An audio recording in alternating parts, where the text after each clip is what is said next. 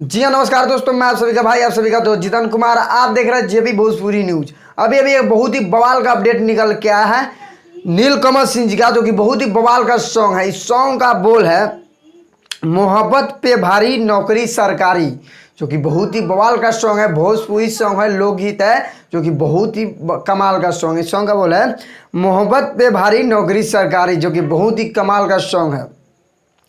नीलकमल सिंह जी और शिल्पीलाज मिलके गाई है, और इसमें इसको लिखे हैं आशुतोष तिवारी, और इसमें म्यूजिक दिए हैं आर्या शर्मा।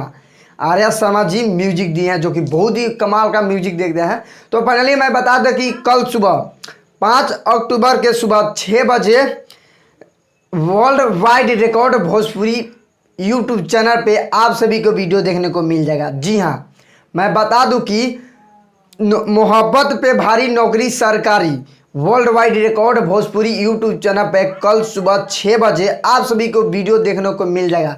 तो फाइनली देखना ना भूले। जी हाँ, फाइनली देखना ना भूले। तो वीडियो यहीं पे समाप्त करते हैं। आई होप कि आप सभी को वीडियो पसंद आया हो हमारा। तो एक लाइक कर दे, और हमारे चैनल पे नए तो चैनल को सब्सक्राइब कर ले और बेल आइकन ऑन कर दे, क्योंकि मैं भोजपुरी से रिलेटिव ऐसा ऐसा वीडियो लाते रहता हूँ। तो मिलते हैं नेक्स्ट अपडेट के साथ। तब तक जय हिंद, जय भारत, लव यू ऑल।